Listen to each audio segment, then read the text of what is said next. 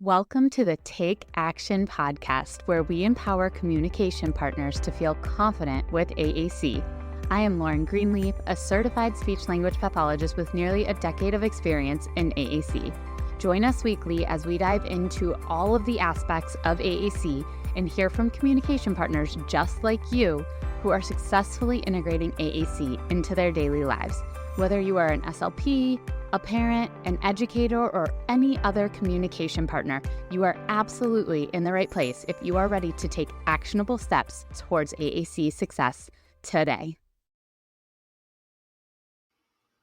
Hello, everyone, and welcome back to the Take Action podcast. I am here with Amy, who is a speech therapist in private practice in New Jersey, and today we are going to be talking about writing goals and setting goals for our AAC users. So welcome, Amy. Hi, Lauren. Thank you so much for having me. I'm super excited to talk about this, especially because I feel like we have to really be creative of how to think outside the box and taking data for our new AAC users, especially. Absolutely. And I'm excited to have you here because I know so many people have questions about this topic. So let's dive right in. But before we get to all the goal setting, let's talk a little bit about you and your journey as a speech therapist and your journey with AAC. Yeah, so I feel like my journey's been a little bit of a hot mess, but I started my journey 7 years ago. I actually started as an acute care speech therapist. So I was working primarily with the geriatric population for about 3.5 years. So a lot of dysphagia, cognitive therapy, total opposite of what I'm doing now. Yeah. I actually ended up taking a year off from speech therapy and I went back to school for business because I thought I wanted to leave the field actually. And then while I was, searching for jobs, I ended up getting an independent contracting position with a private company, a private practice company. And I just started to see a lot of autistic kiddos. I learned about Gestalt language processing. I learned about AAC, and that's really like what is driving what I love to do now. And I have my own private practice now. It's just me, but I work with a lot of AAC users and GLPs. So I'm excited to be here. That's fantastic. So what I think is really cool about that is so many people are constantly asking, like, how do you get experience with AAC and how do you grow that? And you really didn't have any from the start. I mean, you were in a totally different context in speech therapy. So you've just kind of been learning as you go and taking courses and things like that. Yeah, pretty much. And I think that's the biggest question I actually get too. Like, how do you learn about programming and all of this? And I'm like, you just have to do it on your own, really. And it's just a lot of trial and error. And that's really what I learned too, because I was one of those people saying, I don't know where to start. Yeah. And you just have to start and take the leap. So, Yeah. Oh, I love it. And what a unique journey in the speech yes. therapy world. You don't usually yes. see that. I feel like you usually like come out of school with one thought and then that's where you pretty much live for a while or ever. So um, that's really cool and exciting. Is there anything specifically like that sparked your desire to go pediatric? Um, you know, not really. I think the thing I had, so I know a lot of SLPs have a very type A personality, right? We like to plan, we like to know exactly what's going to happen. And I actually, when I resigned from my acute care job, it was when COVID was happening, and I quit without having any job lined up. I had no plans whatsoever. My significant other, he was great, but I went back to school. I got another graduate assistant position, which was great. So I didn't really work full time because I was in school full time again. And then I was just like, you know what? The worst thing that happens is I just don't like these jobs that I get as a speech therapist, and I can always try something else, right? That's the mentality that I have. And I ended up in a place that I loved, and I just was like, oh my gosh, I love these kids more than I thought I would. And I literally came out of school saying, I never want to work with kids ever. So, That's crazy. Oh my goodness, I love yeah, it. What a yeah, cool transformation story. yes. I'm totally that person that was like, just give me kids. I just want kids right from the start. So that's really awesome. All right, let's dive into some of this data collection piece. So we do know that AAC use is like a huge spectrum, right? Like we have these kids that are just getting introduced to it. Then we have people who are totally proficient and use it as a form of communication consistently and accurately without any support at all. So when it comes to skills that you're looking to collect data on, what's your thought process there? Where do you start and how do you kind of work through that? Sure. So I'm going to share from my perspective in the population that I work with. So I work with a lot of preschool age kids or even a little bit younger. So, like, I had a 2-year old that I just saw for an AAC evaluation check in. So, my data collection probably looks different from a lot of people's, but at least from my perspective, it's really just these like emerging skills that we're looking at. So, a lot of my data is honestly focused on things that I'm looking at when the child isn't even touching their device yet, right? And Okay. I think that's where a lot of people are like, they're not using it. So how am I going to collect data, Yep. right? So um, I am really big into being this communication partner who's really tuned into what their body language looks like, right? So I'm observing how often a child is looking at the device while I'm modeling, right? And that doesn't mean that they're always like moving their whole body. Maybe it's just like this subtle glance from what toy they're using and they're looking at the device. Sometimes it's much more obvious. They stop what they're doing, they look at me, they look at the device, and they go back to what they're doing, right? That's joint attention. I think another thing that's really important is recognizing what their emotional response might be if they have one, right? I think a lot of times we look at shared enjoyment as one of those things, they're smiling, they're laughing. But I always tell people, we got to think outside the box too. And if you have an AAC user who's new to AAC and they're responding to your activations in a way that maybe is like, quote unquote undesirable, that's still joint attention, right? Like my kids, and I'm sure it happens to a lot of people, my kids who know what it means, it's time to clean up, speech is all finished, and I'm modeling on their device and they're crying, they're screaming, that's joint attention. That doesn't mean, they're just having this tantrum for no reason. That's them showing joint attention. So I really try to be creative in the way that I collect data in that way for joint attention, because joint attention doesn't always mean that they're pushing the exact button that I'm pushing right away, especially for kids who are new. I mean, I've had kids who don't touch their device for like months. So that I need that data at least for my setting, right? For insurance, like where's the progress? What are we looking at? So that's something that I personally look at. I look at how they're taking ownership of their device in the session, right? So how often do they just position the system so that they can see it? Maybe they're not touching the buttons yet, but they're touching the device and they want to have it nearby, right? I have Mhm. a little boy. He's so sweet. I think he had what the youngest kiddo I've had who would bring his device everywhere throughout the room, but wouldn't touch the device at all, right? For like months. And mom was like, "Is this okay?" I'm like, "This is fantastic, right?" He knows it's his talker, but he's just not activating those buttons yet, and that's okay, right? So I'm looking at, are they positioning it? Are they carrying it for themselves? Um, are they tapping the screen when the screen turns black, Yeah. right? Because I tell people all the time, they're like, well, they don't use it, but if it turns off, they tap it to make sure it goes on again. I'm like, this is great. They know it's there, right? Mhm. So I think that's another really important piece, right? The joint attention, the ownership. The other the other part that I look at too is how often are these kiddos, if they are touching their device, right? Yeah. How often are they exploring the device? Are they, quote unquote, babbling on the device? And we can get into like more specifics for data, but like, are they doing that with a device? So I'm not necessarily focused on, "Ah, you have to only push the buttons that I'm pushing and related to the activity that we're doing," but we want to give them that freedom to explore just like we would a child who's learning how to verbally communicate, right? We want Yeah. to let them have their time to babble and learn and get that experience with their device.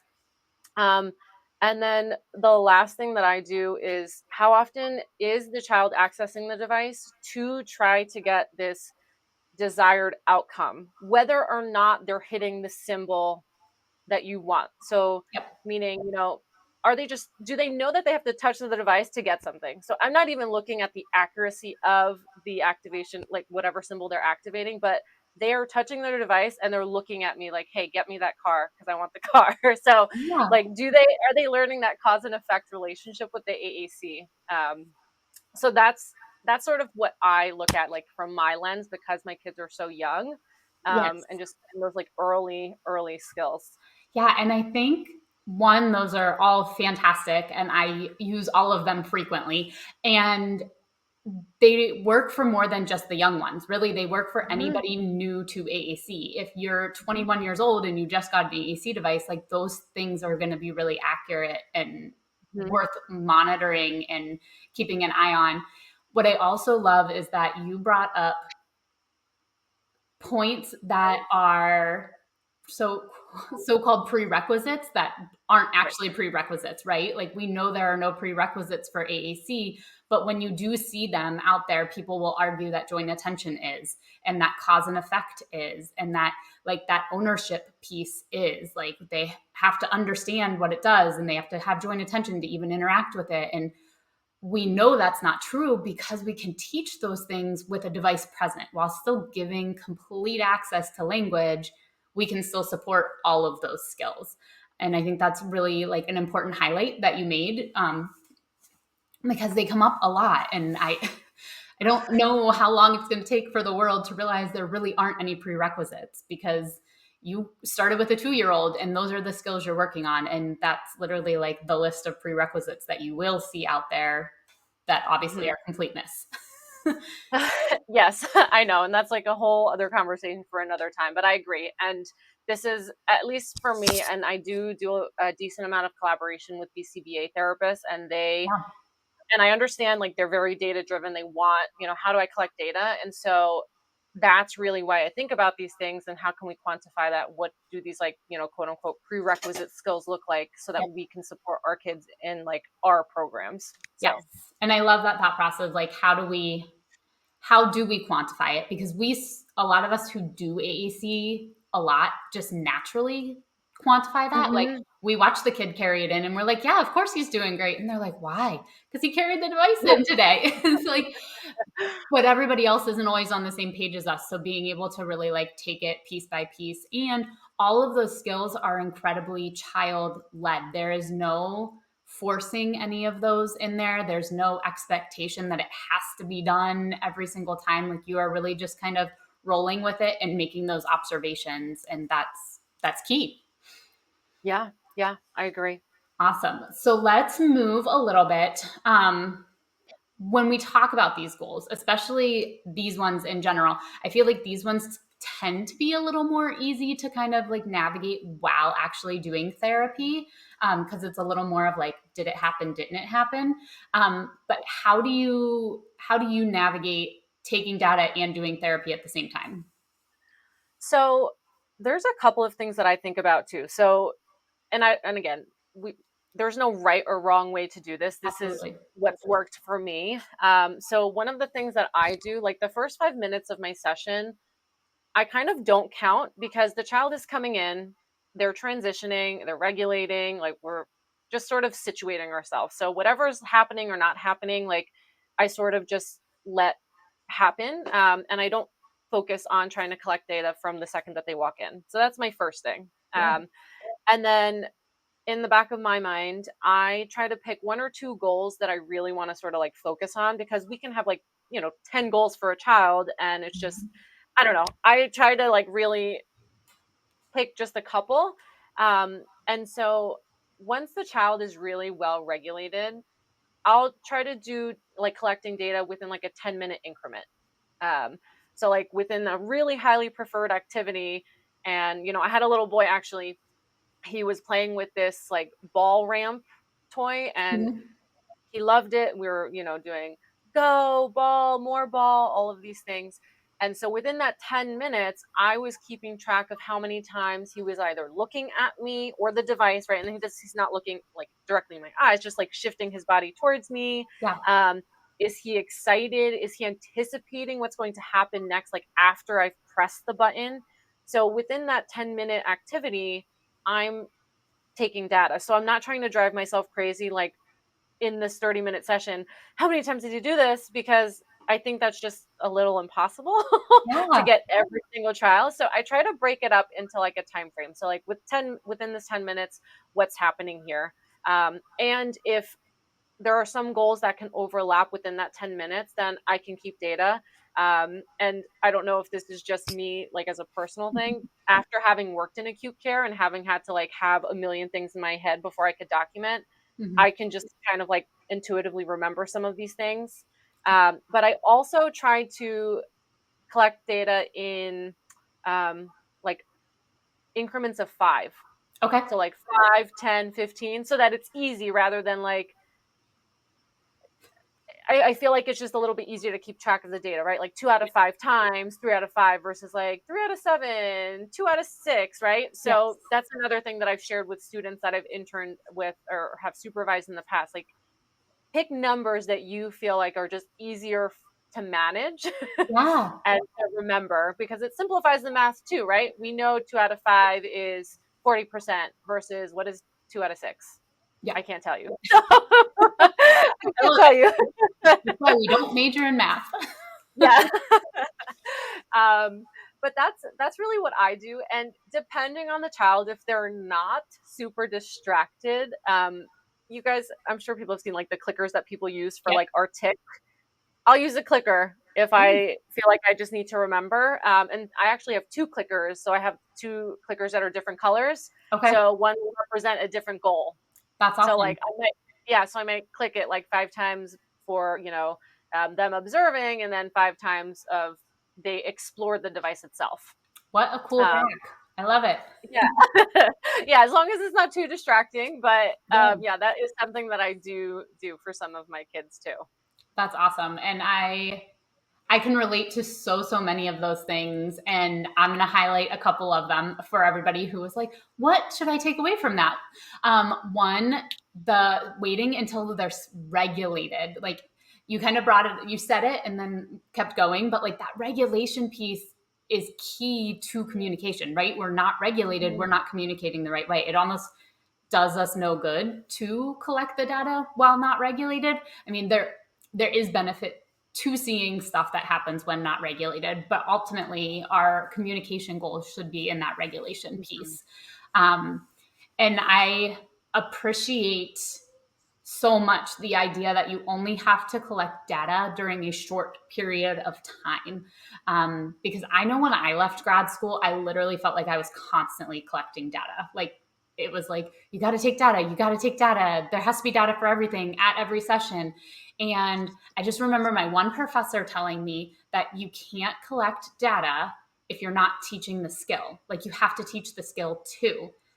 So if you're going to collect data for 30 minutes straight, like at what point are you teaching that skill? And there's, like you said, so many different ways that you can do that. But this is the way that I found to be really helpful too, is just taking like a preferred activity, collecting data during that preferred activity, and then moving on to some type of education and instruction the rest of the time.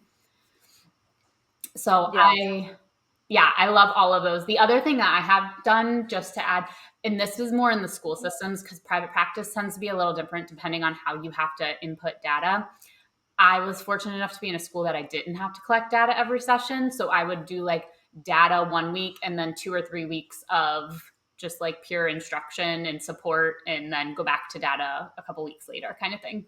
So just a couple ideas for everybody else. So when it comes to writing your goals, that seems to be a big ticket thing, right? And there's only so much that we can get into here, but what is kind of your thought process when you're writing it, or what like pieces and parts do you like feel like are non-negotiables to have in there? So some non-negotiables are, I'll start.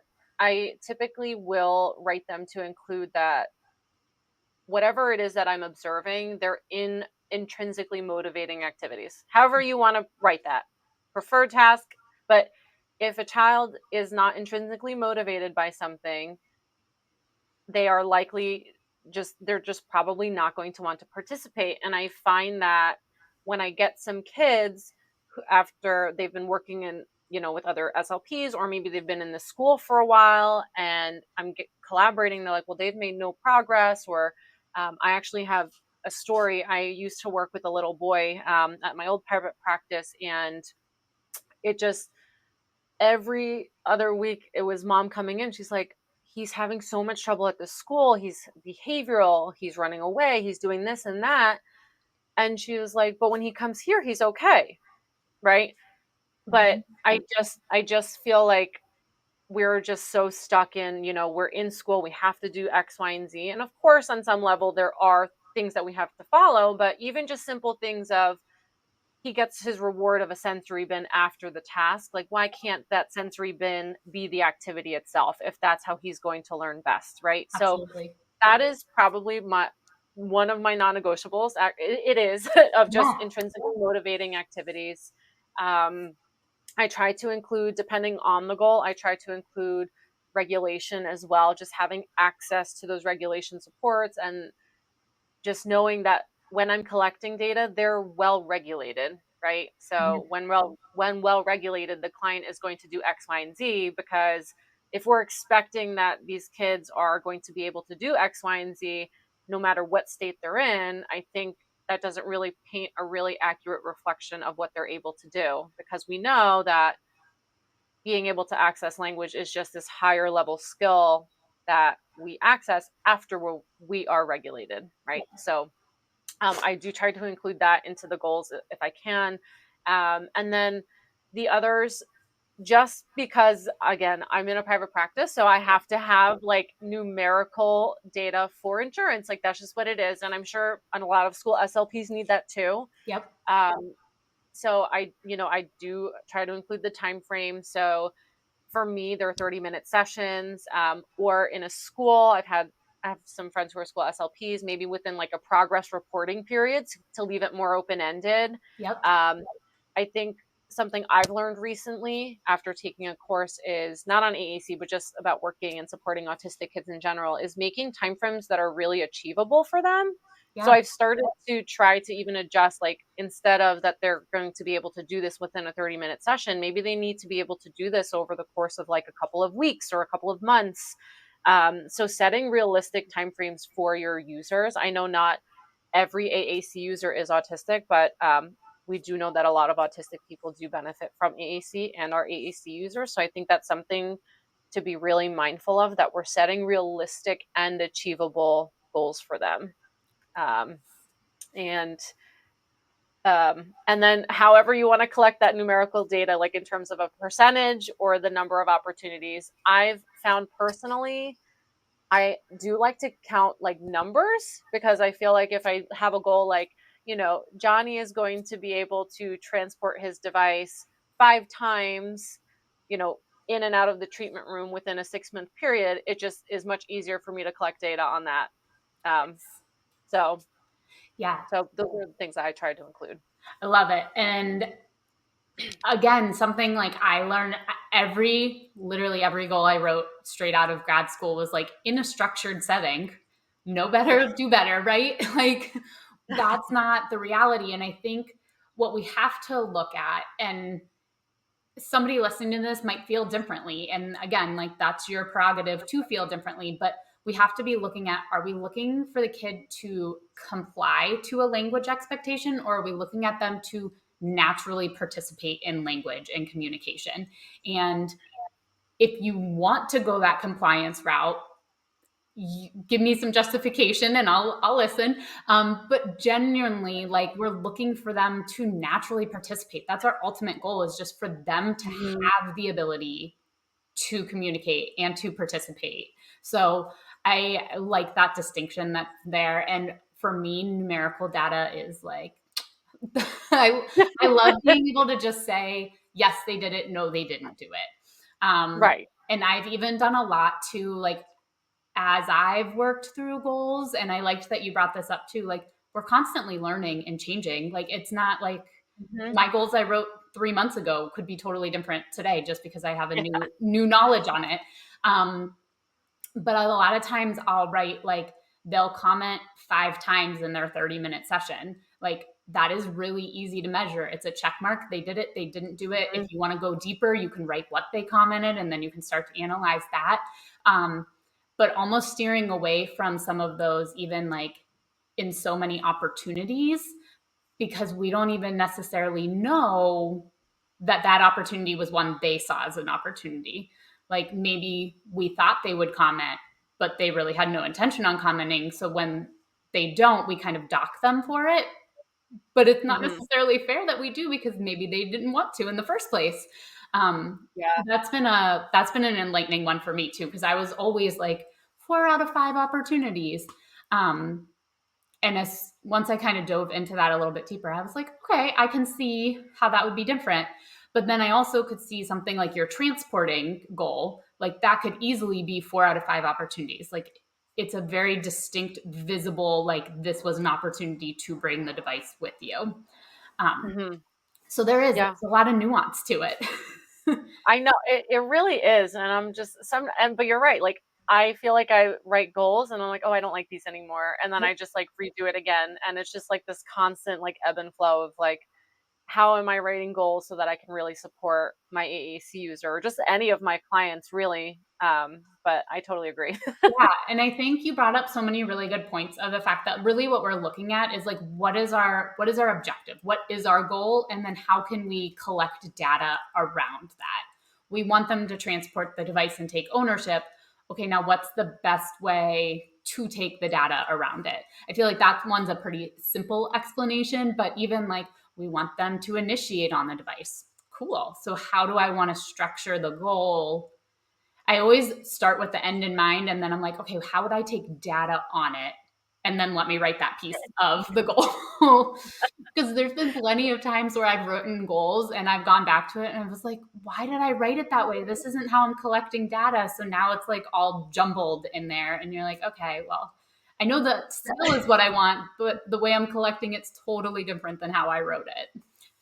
I know. And this is like such a tricky part. And in a perfect world, we wouldn't have to like be so nitty gritty with our goals because we know what we want, right? We want that Mhm. autonomous communication. We want that initiation. We want them to feel safe and want them to like just use their AAC device with us and other people. But, our hands are tied and we have to somehow quantify all of this. Yes.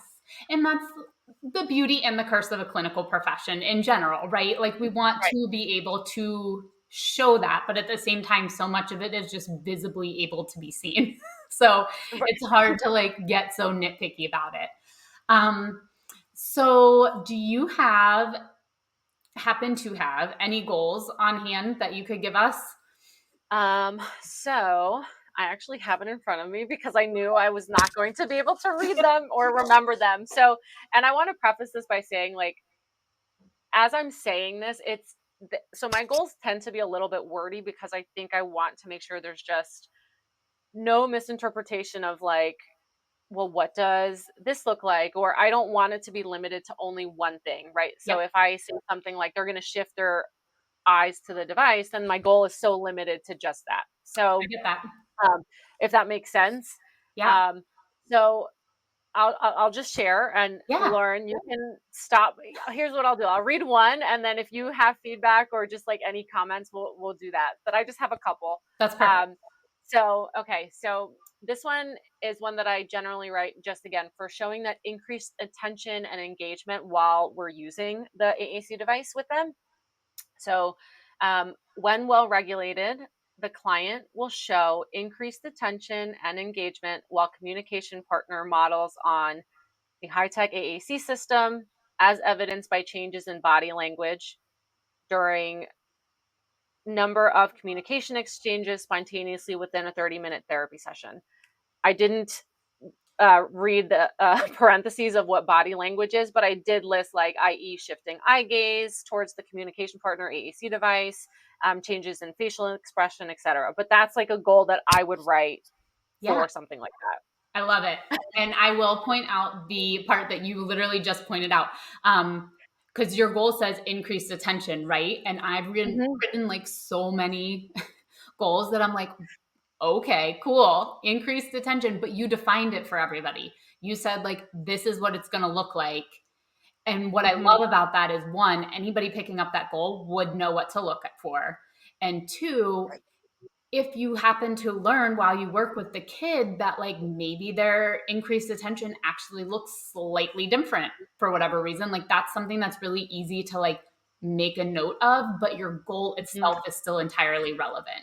You don't have to rewrite the Yes. goal just because like their attention is like their whole body shifting versus just their eyes. Like, Right, exactly. Because like I'm in my like reevaluation season slash like reassessing goals. And I'm like, oh my gosh, I need to redo so many of these because I've limited them to just like this one thing. So I've tried to make my goals specific but broad at the same time if I can. yeah, and I think that's a perfect example of the specific but broad in that sense that I know school-based SLPs too have a hard time because they really do have to measure like one goal. Not all of them do, but you really, and I remember being in a training and they were like, don't put the word and. As soon as you put the word and, you're like, now you're working on two things. And I was like, that is true. But how Hmm. do I work on that one thing, but still have enough like extra stuff that like if we don't hit that exact specific tiny thing that I wrote, we can still make progress. So I think that's a wonderful example. Let's hear another one. Okay, this one is pretty like clear cut and dry. It's about ownership. Okay. So the client will, oh my gosh, I'm sorry. When well regulated, the client will increase ownership of their AAC device and transport the device from tabletop activities to floor activities number of times when given, level of supports or cues within a 30-minute session. So I feel like that one, like we talked about, it's pretty clear cut and dry. What do they need to be able to learn to transport the device, right? Some kids need just like a verbal prompt, like, oh, don't forget your talker. Maybe they need like a visual, like, oh, this is your talker and we're going to bring it with us. Yep. But that piece of like where the condition is obviously can be whatever it needs to be to fit your client. So for me, I generally do it from like tabletop activities to floor activities because I have kids who do want to go to the table and like, manipulate their preferred items, but then they want to go to the floor. So maybe in the school, it's between classrooms, different settings. So that, you know, Yeah, I love it. And I love that you're giving us an example of something that's not just language based in general, right? Because the increased attention really does build that language piece in some capacity. This is really that like operational, like, this is mine, I can have it and I can use it. I love it. yes. All right. Um, the other one, this is also a non-language goal. This is more for ownership still, right? Yep. And so when well regular, actually, I actually don't have a regulation piece in this one because this is more just like them spontaneously doing it. Okay. But this is the client will position their high-tech AAC device for self-use and in parentheses, i.e., for activation of symbols, tapping screen for it to remain on, etc. Number of times spontaneously following aided language input within a 30-minute session. So it, yes, go ahead. Sorry. No, I love it. No, it's perfect. It is what I love about these goals are these are those precursor goals. We're so used to seeing like we'll use core words to comment or we'll use core words to request or we'll use a Mhm. two-word phrase. These are really like those kids that aren't there yet. We can still write Mhm. really achievable, obtainable goals while building the foundation for those future language goals and Yes. their use and strategic use and knowing when to use it. There's so much that we can use, and those are such wonderful examples. Yeah, and I totally agree with you because when I first started working with AAC users, like that's really where my head was at, right? Like they're going to use a core word, they're going to be able to put two words together, and my kids were like not progressing that fast based on the goals that I wrote, right? And I'm Yeah, like, what am I doing wrong? So, it wasn't anything that I was doing wrong. It was just I'm not taking data on the things that I should be taking data on so early on, when they're being exposed to AAC. So, yeah. um, yeah, I No, totally agree with that. this is just such a great example of like meeting these kids where they're at. There's a long journey in AAC. It is never like a you can come in for a month and we'll be fine. Like it is a process. It is time, and these goals are all really easy to understand from a parent perspective too. They're clear cut. They know what they're looking for. They know how to support it. And yeah, this has been awesome. I love it. Thank you. Absolutely. And I had one more, and Okay, this let's one hear it. was for. So this is for because I get this question all the time, and especially from BCBAs. which again, I know that within their field, they need to have the data. And so Yep. one of the things that I always got asked about and was always, brought up as to me as a concern is, they were working on managing for, their foods, but they're not picking their right food, right? Okay. So like I have a little boy who's they're trying to have him to request his cookies, but maybe he pushes the button that's next to the cookies and it's not the right one. And so they're taking data on this, but they're saying he doesn't understand that he has to press the cookies button first, but he's pushing something else and he's waiting for me to give him the cookies. So I'm like, okay. So he knows that he's asking for the cookies. Yeah. Maybe he's just not there yet with being able to accurately select the symbol, whether it's like regulation or whatever it is, right? Yeah. Um, so this goal, my last example, this one is really just about understand measuring how often a child like understands this cause effect relationship with their talker, and again, just that quote unquote prerequisite skill that we want to show them that the talker is the giver of all good things, right? So um, when I write a goal like this, and I usually have it next to me because I can't ever remember the verbiage for this, but so I'll say something like, when well regulated, the child will demonstrate improved understanding of cause and effect relationships when accessing their high-tech AAC device, as evidenced by activation of symbols to elicit a desired response from their communication partner number of times spontaneously with the focus on comprehension rather than accuracy of symbol selection. Love So it. I like put it in there that I'm not focused on you, specifically hitting that cookie button, but I'm focusing on the fact that you understand that you're pressing a symbol and you're going to get what you're looking for. Yeah, I really like that one. I have actually never written one like that, but I do know so many people come in and say, okay, well, how are they going to understand that this gets this? How are they Mhm. understand that this gets this? And what a perfect kind of like little harmony that you can do with a BCBA, Yes. because that's what they are looking for, that I press cookie, you get cookie. But maybe we're not there yet. And not all Mhm. BCBAs are. I'll make sure I backtrack that for a second. But Right. that's an experience a lot of us speech therapists have. So that that piece is really important. I love that you brought that up. Thank you. But those are the ones that I wanted to share with you. And Yeah. those seem to be a lot of the ones that like just people ask me about that all the time. And like I just don't know where to start. They don't, use it quote unquote functionally. They're Yeah. not looking at it, they're not touching it. And I'm like, these are really good places to start. Yes. No, those are amazing. All right, let's wrap up. Anything you want to leave people with about just writing goals in general? Um, I think I think one of the things that I used to get caught up in is like writing so many goals. Yeah. And I don't know if this is your experience, Lauren, but I remember like when I was a student, we would have so many goals, and my supervisors would say you'd have to have one activity to target every single goal, which is crazy. Yep. And I hope that people are not teaching that still, but um, I think the biggest takeaway is think about the bigger picture when you're writing goals Yep. and try to see what like meaningful things really need to be addressed, right? So rather than having like 10 different little goals of like, they're going to comment using a core word, they're going to comment using, I don't know, prepositions, whatever it is, Yeah. like, what's the bigger picture that we're trying to teach these kids, right?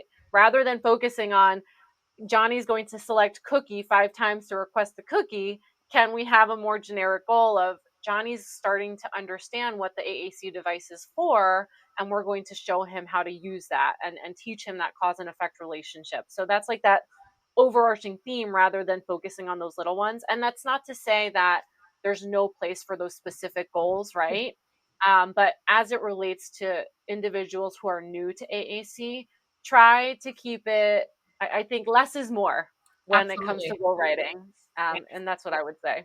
Awesome. I love it. And I am 100% with you, because there is nothing worse than sitting in a session and being like, oh my gosh, I have to collect data on these 25 goals that I just wrote. Yeah. And then they all have levels of prompting in them. And it's just instantly overwhelming. And I find that that tends to be why people get so overwhelmed with data collection, because they're these really specific goals. There's lots of them. And then they all have with 2 or fewer verbal or visual prompts or something along those Yeah. lines. And it's like, oh my gosh, like now you not only are you taking specific data, but you're also taking like 6 different goals. And now you're also measuring two prompts for each goal. Like that's Right. a lot. Right.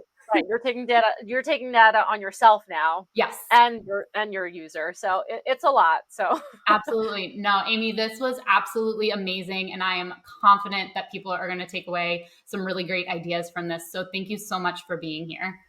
oh, sure. Thank you so much for having me, and I hope that this was helpful. Absolutely.